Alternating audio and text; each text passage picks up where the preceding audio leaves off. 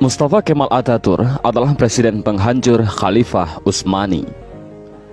Dialah presiden pertama dari Republik Turki sekuler. Dialah dalang dibalik kekacauannya Khilafah Utsmani sampai Khilafah Utsmani harus runtuh pada 3 Maret 1924. Dan ketika Mustafa Kemal Atatürk berkuasa di Turki, dia menjadi diktator pertama di dalam dunia Islam. Dia memerintah dengan tangan besi. Habis semua umat Islam dalam genggaman tangannya. Tangannya berlumuran darah umat Islam yang menghendaki agar Khalifah Utsmani kembali menghiasi bumi Istanbul. Mustafa Kemal juga yang menghapus segala bentuk hukuman syariah. Dia yang menghapus hukum potong tangan bagi pencuri, hukum rajam bagi penzina, hukum qisas bagi pembunuh, lalu digantinya dengan hukum penjara. Tak hanya itu, Mustafa Kemal juga menghapus hukum waris, menyamaratakan ahli waris laki-laki dengan ahli waris perempuan, menghapus hukum hijab bagi muslimah, mengubah Masjid Hagia Sophia menjadi museum, kalimat azan diganti menjadi bahasa Turki, menggalakkan minum-minuman kamar di tempat umum, dan menjadikan majelis-majelis ilmu kemudian menggantikannya dengan tempat-tempat lokalisasi pelacuran dan diskotik. Tak hanya mengubah sistem pemerintahan Turki yang Islami menjadi sekuler, Mustafa Kemal juga memiliki sifat sombong sebagaimana Firaun.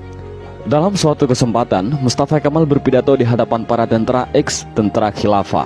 Dalam pidatonya itu, Mustafa Kemal membanggakan dirinya dengan berkata, "Kini sekarang siapa yang berkuasa, aku atau Tuhan?" Dengan perasaan takut, para tentara itu serentak mengucapkan, "Andalah paduka yang kami takutkan sekarang."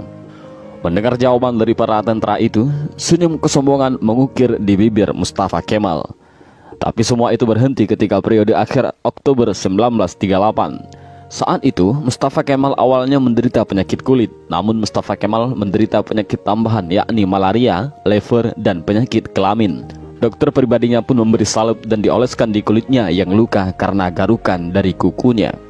Dr. Abdullah Azzam dalam bukunya Al-Munaratul Mafkudah menjelaskan prosesi ajal Mustafa Kemal Atatürk yang sangat mengerikan. Menurut Dr. Abdullah Azzam, sebuah cairan berkumpul di perutnya secara kronis, ingatannya melemah, darah mulai mengalir dari hidungnya tanpa henti. Untuk mengeluarkan cairan dalam tubuhnya, dokter pun menusuk jarum di perutnya. Tapi hasilnya perutnya membusung dan kedua kakinya membengkak.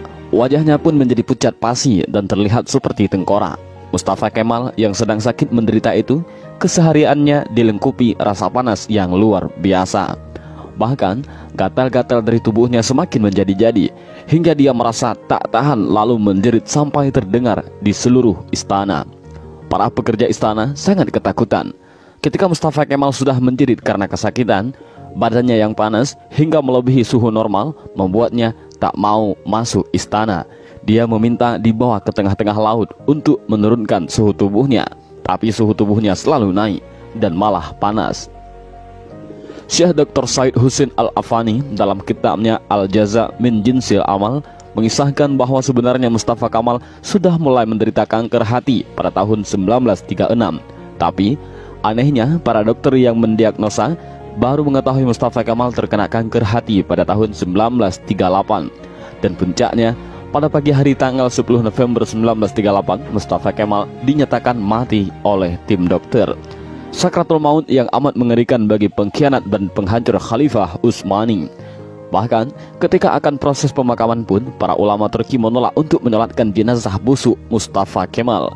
Baru di hari ke-9, atas desakan dan permintaan dari adik perempuan Mustafa Kemal, barulah para ulama dan rakyat Turki mengkafani, menyolatkan dan menguburkan Mustafa Kemal. Tapi naas, ketika jenazahnya akan dimasukkan ke bumi, jenazahnya terlempar ke atas. Para penziarah dibuat repot oleh hal ini. Untuk para ulama sepakat untuk menimbun jenazah Mustafa Kemal dengan bebatuan di bukit di Ankara. Baru setelah 15 tahun matinya Mustafa Kemal, jenazahnya kembali untuk dikubur. Tapi lagi-lagi, bumi menolak jenazah Mustafa Kemal. Hingga akhirnya, jenazah Mustafa Kemal dimasukkan ke dalam Museum Etnografi di Ankara, Turki. Jenazahnya ditimbun dengan bebatuan marmer yang bobotnya sampai 44 ton. Dan jika Anda pergi ke Museum Etnografi di Turki untuk melihat makam Mustafa Kemal, para pemandu museum pasti akan menyemprotkan parfum yang paling wangi ke pakaian Anda. Sebab Jika Anda sudah mendekati makam Mustafa Kemal, pasti akan tercium bau yang lebih busuk dari bangkai. Pihak museum pun mengakui jika sumber bau busuk itu bukan dari WC ataupun septic tank yang bocor, melainkan di areal makam Mustafa Kemal Atatürk. Kisah ini memberikan i'tibar, seperti kata beberapa ulama.